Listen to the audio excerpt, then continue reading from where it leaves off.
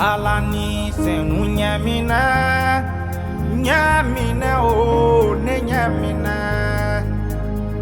Alani senu nyamina, nyamina o ne nyamina. Ɲɔgɔn fɛ an ka gɛrɛ matigi la bi sɔgɔmada in na ni Zaburu kitabu sura 25 verset 4 ka se 5 ma. Matigi k'i ka siraw jira ne la ka ne kala i ka siraw ko la.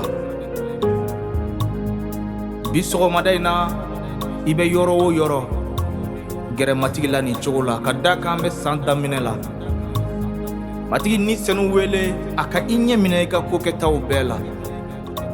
Diɲɛ juguyara. Alani senu nyamina, nyamina o ne nyamina. Ne nyamina, ne nyamina.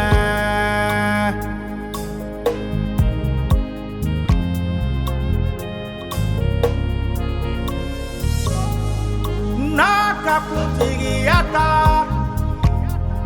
naka joyoro folota ne kono. Alani senu nyamina, ne nyamina o ne nyamina. Alani senu ne kala o.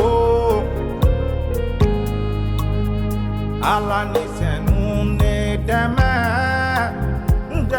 o. Kala se unchayara ne deme, ni unchayara ne deme. Conduis-moi, conduis-moi oh, conduis-moi. Esprit de Dieu, conduis-moi, conduis-moi oh, conduis-moi. Esprit de Dieu, conduis-moi, conduis-moi oh, conduis-moi. Nekala.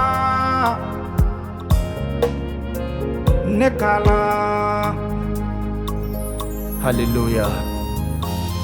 Jehovah korotalemba sebaya ubetigi ala nyumaya ani makaritigi ala ala senuma ala makarima bisogomada ina sebaya ubetigi Jehovah ne kalan ne ladi ne blasira ne kalan ika sira koula ne kalan baba ya fote kwika mɔgɔw bɛ halaki dɔnbaliya de fɛ Jehovah korotalemba ne kalan Jehovah walasa ne k'i ka siraw dɔn ne k'i ka gindola kow dɔn korotalemba ala sebayaw bɛɛ tigi ala ne ɲɛminɛ ne lamɛnbaw ɲɛminɛ ne ka jamana ɲɛminɛ ne ka jamana ɲɛmɔgɔw ɲɛminɛ korotalemba ni jamana hɛra kɛ ni jamana ye Jehovah an ye fɛn caman kɛ an ye fɛn caman fɔ korotalemba nka anw jigi ye e de ye kama sɔrɔ i ye dɛmɛba ye i t'i taw bila abada i y'a fɔ ten anw sigilen bɛ jamana min na anw ka ala deli o jamana ye kama sɔrɔ anw ka hɛra sirilen bɛ o jamana ka hɛra la ni o jamana bɛ hɛra la anw na kɛ hɛra la ni o jamana bɛ degun na anw na degun sɔrɔ bi ne ka ala i ɲɛma jigi i ka Mali jamana lajɛ korotalemba hinɛ ni Mali la ni Mali bɔ dingɛ kɔnɔ korotalemba ne y'i deli bi an ɲɛminɛ korotalemba ne ɲɛminɛ danaya sira kan ne ɲɛminɛ i taama sira kan i taamana cogo min na ni senu ne dɛmɛ ne ka se ka tagama matigi Yesu taama cogo la nɔrɔ ka da i tɔgɔ kan Jehovah Alani senu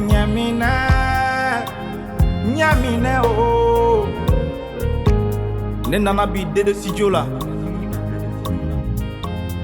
Emma Kulibali ale bɛ piano la ani David Dambele o min ye Dede studio PDG n ka foli bɛ o bɛɛ lajɛlen ye e min fana kulo bɛ ne la ni wagati la mati ka duba i ye a k'i barika bonya ɲinɛ san kɔnɔ an bɛ san daminɛ la ne b'a fɛ i ka Zaburu kitabu sura 25 a verset 4 ka se 5 ma a kalan ni san daminɛ na walasa mati ka i ɲɛ minɛ walasa ni senu ka i ɲɛ minɛ walasa a ka i ɲɛ minɛ i tagama siraw bɛɛ la. Ni matigi nin bɛ mɔgɔ min kɔnɔ i ka fili tɛ caya. Ala ni senu ɲɛminɛ ɲɛminɛ o ni ɲɛminɛ an kalan o an kalan.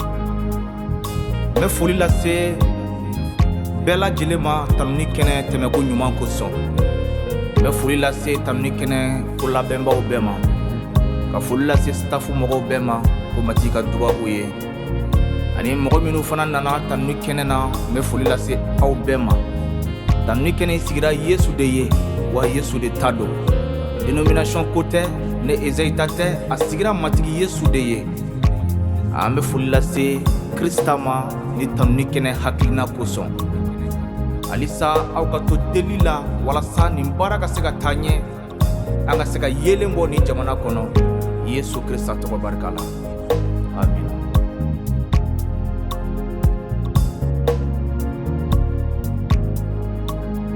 Ala ni senu ɲɛminɛ ɲɛminɛ o ne ɲɛminɛ kalansenw cayara ɲɛminɛ niw cayara ɲɛminɛ.